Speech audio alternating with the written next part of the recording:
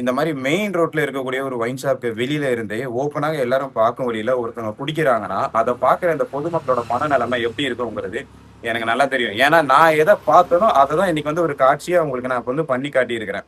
நாகர்கோவில் மக்கள் எல்லாத்துக்குமே வணக்கம். ஆசாரி பள்ளம்ங்கிறது நாகர்கோவில்ல ஒரு முக்கியமான ஒரு இடம்ங்கிறது எல்லாத்துக்குமே தெரியும். அந்த ஒரு மெயின் ரோட்ல எல்லா மக்களும் செல்லக்கூடிய சாலையில தான் இந்த சட்டவிரோதமா இந்த மதுபான கடை வந்து இருக்குது.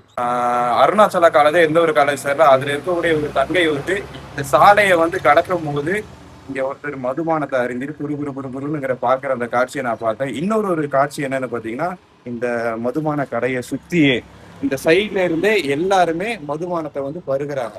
எல்லாருமே இந்த சைட்ல உட்காந்து எல்லாருமே குடிக்கிறாங்க. மூணாவது வந்து பாத்தீங்கன்னா, குடிச்சது மட்டும் இல்லாம எல்லாரும் அந்த போதையில ஒரு அரைகுறை ஆடையோடையே அப்படியே இந்த தெருவுல அங்கங்க இருக்கிற கடையிலேயே எல்லா மக்களுமே படுத்துக்கிறாங்க.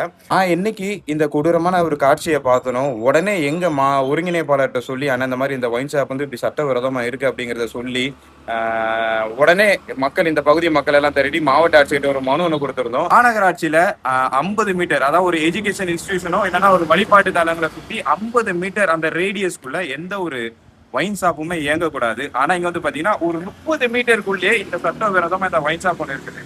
இந்த பகுதி மக்களுக்கு ஆல்ரெடி இந்த ஒயின் ஷாப்னால ஒரு தொல்லை. இந்த ஒயின் ஷாப்ல இன்னொரு ஒரு ஸ்பெஷல் என்னன்னு பாத்தீங்கன்னா, அப்படி இங்க வாங்க, இதுதான் டாஸ்மாக் கடை. இது லெஃப்ட் சைடுல ஒரு பார் ஒன்று இயங்கி கொண்டு இருக்குது. அப்படியே வந்து பாத்தீங்கன்னா இந்த சைடுமே ஒரு பார் ஒன்று இருக்குது. இந்த சைடு ரைட் சைடோட சரி லெஃப்ட் சைடோட சரி 2 பார் வந்து இயங்கி கொண்டு இருக்கிறது. இது என்ன கணக்குன்னே தெரியல. ஆல்ரெடி இங்க இருக்கிற இந்த ஒயின் ஷாப்னால பெரும் தொல்லை. இதுல இன்னொரு அடிஷனல் தொல்லை என்னன்னு பாத்தீங்கன்னா, இதே பகுதியில இன்னொரு பிரைவேட் பார் ஒன்று வரப்போகுதுங்கிறத ஒரு தகவலும் ஒன்று கிடைச்சிருக்குது. பெண்களுக்கு எதிராக நடக்கிற எல்லா கொடுமைகளுக்குமே அநீதிகளுக்குமே ஒரு முக்கியமான காரணமா இருக்கக்கூடியதே இந்த மதுபான கடைகள் தான்.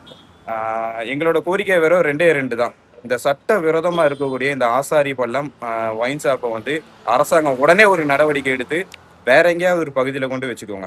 அதுக்கப்புறம் 2வது கோரிக்கை என்னன்னு பாத்தீங்கன்னா, இதே பகுதியில வந்து ஒரு பிரைவேட் பார் ஒன்று வரதா ஒரு தகவல் ஒன்று கிடைச்சிருக்கு. அதுக்கும் இந்த அரசாங்கம் வந்து எந்தவித அனுமதியும் தரக்கூடாது.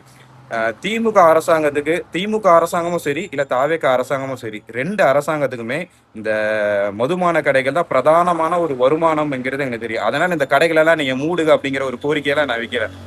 எளிமையாக இங்க இருக்கக்கூடிய இந்த ஒயின் ஷாப்பை வேற யாராவது யாருக்குமே எந்த தொல்லையும் இல்லாம ஏதாவது ஒரு இடத்துல கொண்டு நீங்க மாத்தி வச்சு செயல்பட்டுக்கோங்க. நன்றி.